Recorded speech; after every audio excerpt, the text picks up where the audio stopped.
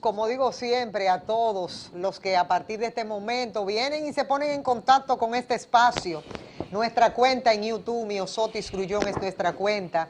Recuerden suscribirse. Mientras más personas se suscriban al canal, a mayor cantidad de personas les llegará nuestro contenido.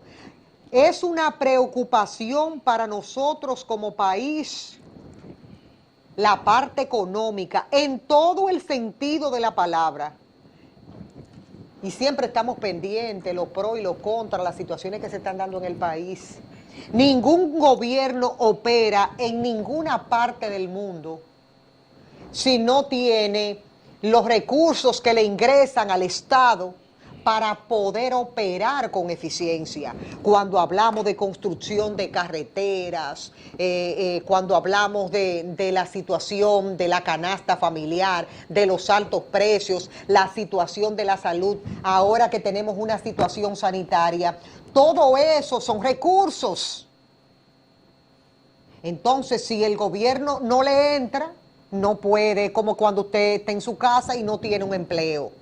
Ay, no me entra dinero, ¿cómo puedo arreglar pintar? ¿Cómo puedo comprar la comida? ¿Cómo puedo pagar la luz, el teléfono, el agua? Todo lo que nosotros tenemos que pagar es lo mismo. Entonces yo he querido compartir, como siempre lo hago cuando vienen estas situaciones complicadas y difíciles, con uno de los mejores cuando hablamos de economía aquí en el país, uno de los mejores economistas que contamos en el país, el profesor Antonio Siriaco, parte importante de la Universidad Autónoma de Santo Domingo, vicedecano de la Universidad Autónoma de Santo Domingo, y para nosotros un prestigio, una satisfacción enorme de que él haya podido venir a compartir con nosotros. Profesor, mi saludo para usted.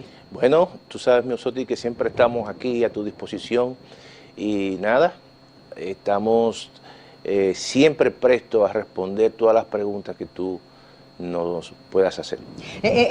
Siento en lo personal como medio de comunicación el gobierno entrampado en una situación complicada, altos precios, pocos recursos para poder operar, tenemos abierto prácticamente el turismo, esa lucha de ir fortaleciéndolo, pero la pandemia no permite que sea en un 100%. ¿Cuál es la posición en la que se encuentra económicamente hablando el gobierno dominicano? Mira, es una posición difícil, tú lo has mencionado, porque es que el tema económico está supeditado al tema de la pandemia. La pandemia ha generado una distorsión en todo el mundo, ha generado una crisis quizás de la más profunda y además que es una pandemia, es un virus que todavía la ciencia no lo conoce con mucha certeza, porque ha tenido muchas variantes y en la medida que ese virus comienza a tener variantes con diferentes cepas, obviamente que eso pone en entredicho y establece retos a todas las vacunas que están disponibles en el mercado. Ahora, lo importante es que los países comiencen, y esa es la tendencia, a vacunar por lo menos el 70% de su población. Porque a partir del 70% de su población se puede llegar a lo que normalmente los médicos le dicen de una inmunidad de rebaño. Y eso genera un proceso de mayor certidumbre de la economía. Eso ha pasado con los Estados Unidos. Los Estados Unidos y básicamente la administración del presidente Biden se concentró en vacunar más del 50% de su población y entonces ya comienza a tener un proceso de reapertura de esa economía. Incluso en muchos estados se está caminando sin el famoso tapaboca, como decimos nosotros. Es decir, y eso en Europa también, eso ha comenzado ya a darse. De manera que nosotros tenemos que seguir el proceso de vacunación al margen de las situaciones que eso pueda provocar en términos de la variante de la pandemia, pero lo más certero que pueda tener una economía es por lo menos el avance y llegar a que la población dominicana pueda estar vacunada en un 70%. Eso le va a dar mucho mayor posibilidad al gobierno, obviamente, de comenzar a hacer y de forma ya muy plena sus planes. Es obvio que la situación ha comprometido las finanzas públicas, seguirá comprometiendo las finanzas públicas, pero hay que avanzar. El gobierno tiene tres opciones y yo creo que la opción dentro de este contexto menos dañina socialmente hablando es el endeudamiento moderado. El gobierno podría aumentar los impuestos, pero no podemos hablar de incremento de impuestos, de reforma fiscal en una situación donde todavía hay gente desempleada. Hay más de 200.000 personas, Miosotti, que no han recuperado su empleo. Hay empresas que han desaparecido. Incluso, no lo digo yo, lo dice el director de Impuestos Internos, que hay empresas, casi 6.000 empresas que no han tributado, porque no se sabe si han desaparecido o están de manera informal. Y la otra opción, una tercera opción es la reducción del gasto público para equilibrar las finanzas públicas. Pero esa es una opción que en estos momentos no se recomienda a ningún gobierno en una situación de recuperación, de salida poco a poco de una recesión y de una depresión como fue el año 2020. Lo que se recomienda es incrementar el gasto de capital. Y en ese sentido, creo que el gobierno está haciendo una serie de anuncios. Sin embargo, obviamente que la opción para seguir tratando de contener el tema de la pandemia, para seguir de avanzar con el tema de la vacunación, son básicamente el endeudamiento moderado. No hay otra opción, todos los países están haciendo eso, Estados Unidos, Europa lo está haciendo, todos los países están endeudados hoy en día, pero es producto precisamente del tema pandémico. La situación de lo que, porque vamos a tratar de tocar todos los puntos, los pros y los contras. Se ha hablado mucho en las últimas semanas del incremento de los precios y muchos hablan, bueno, se ponen a correr esas bolas, eso realmente no se está dando, pero hay gente que dice, bueno, han aumentado los precios y hablan de la parte de los commodities en el plano internacional, soya, maíz, trigo, ¿qué ha incidido realmente? Mira, obviamente que ha habido una especie de inflación importada, de inflación de las materias primas. Eso siempre ha ocurrido. Real. Sí, claro, eso incluso en los mercados internacionales, por ejemplo, el precio del maíz se ha incrementado en un 135%. El tema de los fletes, que eran fletes por toneladas métricas, o sea, un contenedor, ¿cuánto costaba? $2.300, ahora está a $13.000. Es decir, ha habido una especie de eclosión de un superciclo alcista de materias primas. Y eso se ha estudiado. Eso incluso todos los organismos internacionales, la banca de inversión, están hablando de que esto se puede prolongar. Yo pienso que no es como dice el Banco Central, que es un elemento transitorio. El Banco Central tiene que aclarar muy bien, porque escribió y salió en los periódicos de circulación nacional de que ellos esperan que la inflación ceda. Lo que están hablando es de un efecto estadístico, que eso es otra cosa, pero en términos reales, nadie domina, el Banco Central no domina la formación de precios en los mercados internacionales. Los precios del petróleo están a $74 el barril. O sea, es una cosa que tiene un impacto en la economía dominicana y que eso ha generado que el gobierno durante las últimas 7 semanas haya establecido no aumentar los precios, pero eso se traduce en que se incrementa la deuda que tiene el gobierno central con la refinería dominicana de petróleo, que ya va por los 4.200 millones de pesos. Es decir, que eso es un elemento importante. Si eso sigue, obviamente que eso tendrá una repercusión en términos de la economía dominicana. Ahora, el precio del maíz, que incide en la producción avícola y en la producción porcina, el precio de la soya, que incide en la producción avícola y en la producción porcina, el precio del trigo y de la harina de trigo, que incide en la producción de pan en la República Dominicana, el precio de las grasas comestibles y los aceites, que incide en las transformaciones que hacen las aceiteras en la República Dominicana. Todo eso son bienes que conforman la canasta básica familiar, que inciden mucho, el precio de los fertilizantes, el precio incluso de los fletes, todo eso evidentemente que tiene un impacto, ya tiene un impacto en el incremento de los precios en la República Dominicana. Eso no es un cuento, eso es una realidad, pero no solamente pasa en la República Dominicana. En Estados Unidos la inflación acumulada fue, interanual, en mayo fue de un 5%, cuando en realidad la inflación en Estados Unidos la estaban esperando, o por lo menos la meta de inflación es de un 2%. ¿Pero por qué? Bueno, porque en el mundo de hoy, dos economías, las más poderosas del mundo, son las primeras que se han reactivado con fuerza. ¿Cuánto va a crecer la economía china? Más de un 8%. ¿Cuánto va a crecer la economía norteamericana? Por encima del 6.5%. Esas dos economías están demandando de todo. Porque ¿qué ocurre, Miosotti?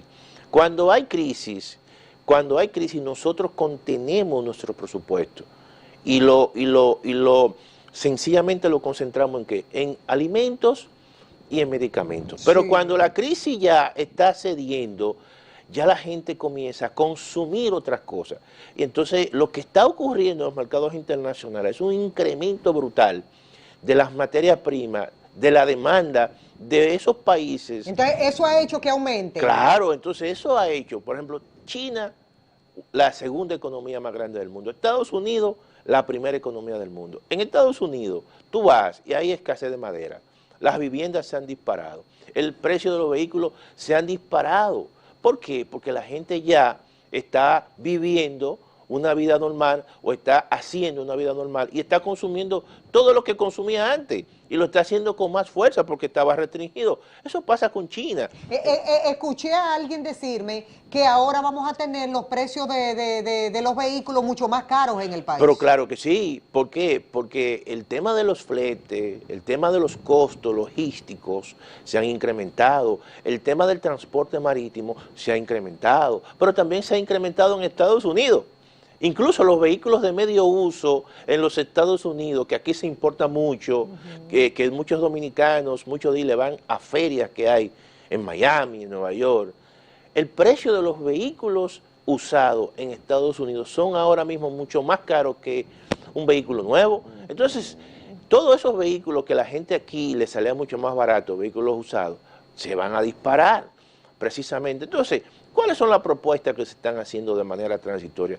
¿Qué nosotros proponemos? Mira, cuando aquí entró la pandemia, la Dirección General de Impuestos Internos declaró una amnistía a las empresas, obviamente. ¿Por qué? Y era razonable. Si yo soy una empresa y viene la pandemia y hay toque de queda y yo tengo que cerrar a las 3 de la tarde o a las 4, entonces mis ventas caen. Y luego entonces la DGI no me puede decir, págame los impuestos. Y yo, no, espérate, yo no te puedo pagar. ¿Por qué? Porque yo he estado trabajando en 50% de mis operaciones. Entonces la DGI, tomando en consideración eso, declaró una amnistía fiscal. ¿Qué yo propongo ahora? Si ahora el problema viene por los fletes, el arancel, los costos de importación, vamos a declarar una amnistía arancelaria. Por ejemplo, para que eso no se le transmita al consumidor final, pero no a todos los productos, ni a todos los insumos, solo a aquellos insumos que inciden en el coste de la canasta básica familiar en algunos productos. El maíz, le doy un tratamiento arancelario especial, al trigo o a la harina de trigo, que incide mucho en el pan, a las grasas comestibles para que los aceites no se incrementen demasiado, a los fertilizantes para que muchos productos del campo no se incrementen y obviamente si el arancel que pagan estos productos, supongamos que es un 20%, yo le digo, mira, cuando tú traigas esos productos por aduana y se vaya a liquidar, le voy a poner una tasa cero. Y punto. Pero eso es de manera transitoria, hasta que esas causas puedan desaparecer. Y es lo mismo que hizo Impuestos Internos, ahora lo puede hacer aduana. O sea, Impuestos Internos declaró una amnistía fiscal, aduana puede declarar una amnistía arancelaria. Y eso, en cierta manera, amortigua los incrementos de precios. ¿Que el Estado va a recibir menos? Claro, pero lo mismo hizo en plena crisis. Y ahora ha mejorado los impuestos internos, sencillamente que por aduana va a recibir menos. Y eso es de manera transitoria. Ese es un elemento mucho más beneficioso que entonces dejar que los precios sigan incrementándose. Eso va a traer como consecuencia que obviamente todos los precios de la canasta básica se incrementen, el coste de la canasta básica, como ha dicho el Banco Central, se ha incrementado. ¿Y qué va a ocurrir después? Que los trabajadores van a pedir incrementos salariales. Que ya se está discutiendo. Que ya se está discutiendo. Ya se está discutiendo. Entonces, todo eso, tú como Estado, trata de amortiguar de forma las transitoria. iniciativas que ha tomado el gobierno hasta ahora, que hace una semana y pico habló de cero comprar vehículos de lujo, Claro. Cero fiestas, un sinnúmero de iniciativas que tomó el gobierno. ¿Es favorable? ¿Con eso economiza algo el gobierno? No, eso es correcto. Eso no es que te va a ahorrar Gran cosa. una gran cantidad de recursos que tú puedas decir que con esos recursos tú vas a incrementar de manera sustancial la inversión pública. No. Ahora, sí envía una señal de eficiencia en la ejecución del presupuesto. Eso es importante, porque nosotros no podemos en este contexto estar gastando en bonos sociales, en bonos, no, o en viáticos excesivos, o en compra de jipetas. Yo creo que el mensaje que envía este decreto es a cada una de las instituciones y direcciones generales y organismos descentralizados y autónomos, miren, gasten en aquellas partidas presupuestarias sencillamente que tengan mucho mayor impacto en la productividad de la economía y en la eficiencia de la economía. No es lo mismo tú sencillamente comprar flotillas de vehículos de lujo, jipetas, que tú esos recursos tú los destines a la compra de vacunas. Me llamó la atención que el mismo gobierno hablara de aumento salarial.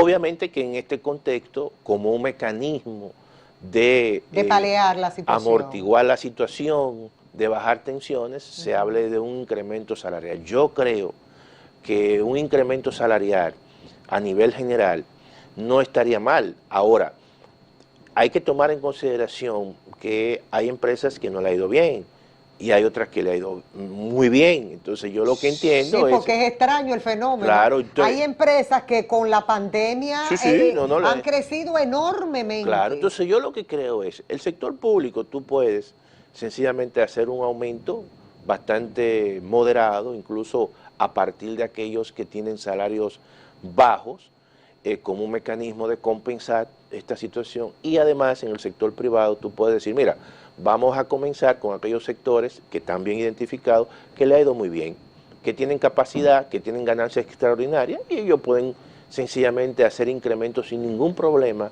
en esta coyuntura. Y posteriormente, lo más probable, a aquellas instituciones o sectores se le va dando un tratamiento como mucho más de mayor, vamos a decir, lentitud. Pero obviamente que esta situación, la situación de los precios, la situación del coste de la canasta básica, la situación salarial, amerita sencillamente de una moderación, un incremento salarial. ¿Cómo va a poder mantener los programas? Bueno, yo creo lo siguiente, yo creo que los programas hay que hacer todo el esfuerzo por mantenerlos. El Estado dominicano, este es un año que va a tener un golpe de suerte, y quizás el año que viene. ¿Por qué, Miosotti? Porque nuestra economía... Eso es una buena noticia, profesor, si usted lo dice. No, porque es así, nuestra economía está muy vinculada al ciclo de la economía norteamericana. Y todas aquellas economías que estén vinculadas a ese ciclo van a tener un crecimiento por encima del resto de la demás economía. En Estados Unidos se acaba de aprobar no solamente el famoso cheque a las familias de escasos recursos que lo estaban recibiendo, y que eso ha sido es responsable de todo ese incremento de las remesas que ha habido el año pasado y este año por eso, a la República Dominicana. Que ha incrementado. Incluso eso también ha sido responsable de muchas inversiones que se están haciendo de dominicanos que viven en Estados Unidos en comprar viviendas, sí, que están aprovechando. Y eso ha obviamente mejorado la actividad de la construcción, pero también en este fin de semana o la semana pasada, el Congreso norteamericano llegó a un acuerdo donde le aprueban al presidente Joe Biden un programa de reconstrucción de infraestructura por encima de los 1.9 millones de dólares. Eso va a tener repercusiones positivas en la economía dominicana, en la inversión extranjera que pueda venir a la República Dominicana. Eso va a mejorar las exportaciones dominicanas a ese mercado. Y todo eso va a traer como consecuencia que la actividad de las finanzas públicas del gobierno mejoren. Y esa mejoría, evidentemente, el gobierno la va a tener durante este año y parte del año que viene. Y eso les va a permitir, obviamente, tener los recursos disponibles para los programas sociales. Incluso el gobierno tuvo en la ejecución enero, mayo, tuvo un superávit de más de casi 4.000 millones de pesos. Todo eso es una buena noticia porque las finanzas han mejorado y además porque está de una forma u otra mejorando la eficiencia del gasto público, y todo eso lo puede destinar a seguir manteniendo los programas sociales, que yo creo que si encuentra aún una mejoría, podría incluso hasta ampliarlo. ¿Usted pronostica que cerraremos con cuánto de aumento económicamente hablando? No, yo pienso, hay muchos datos, pero posiblemente hay una posición realista que la República Dominicana podría tener un crecimiento entre 7 y 8%. ¿Tanto, profesor? Y hay posiciones, incluso extremadamente optimistas, que hablan de hasta de un 10%, y todo eso es producto de que la economía norteamericana va a tener un crecimiento muy alto. No, mira, pero es un fenómeno. Los estudios que se hacen, y son estudios empíricos, econométricos, modelos econométricos que utilizamos los economistas, se habla de que por cada 1% en que crece la economía norteamericana, esta economía crece 1.6. Entonces, si tú estimas que la economía normalmente, tradicionalmente, sin ningún tipo, vamos a decir, de estrés, puede crecer este año, supongamos, en el caso más realista, un 7, tú multiplicas 7 por 1.6, y eso es lo que realmente puede crecer la República Dominicana, tomando en consideración el crecimiento que va a tener los Estados Unidos. Vuelvo y reitero, Estados Unidos, realmente la cantidad de recursos que está destinando esa economía, y que prácticamente lo está destinando como una especie de nuevo tratado, de nuevo deal, para atacar y aprovechar esta situación de la pandemia y mejorar la infraestructura, es algo extraordinario. Eso no se había visto. Entonces, una economía del tamaño de la economía norteamericana, que obviamente la República Dominicana tiene un ciclo común de crecimiento, es decir, nuestras exportaciones, por ejemplo, en casi un 60% van y se venden en Estados Unidos. La diáspora dominicana, que prácticamente estamos hablando de 2 millones de personas, viene de Estados Unidos y envía. Entonces, cuando en Estados Unidos hay un proceso de crecimiento, todo eso impacta a la República Dominicana. La mayoría de los turistas que vienen a la República Dominicana vienen de Estados Unidos. La inversión extranjera, en su gran mayoría, viene de Estados Unidos. Entonces, ¿qué ocurre? Que como tenemos un tratado de libre comercio, muchos países que quieren vender a Estados Unidos se ubican en la República Dominicana para vender sus productos hacia los Estados Unidos. Todo eso genera un círculo virtuoso que favorece a la República Dominicana mucho cuando la economía norteamericana crece mucho.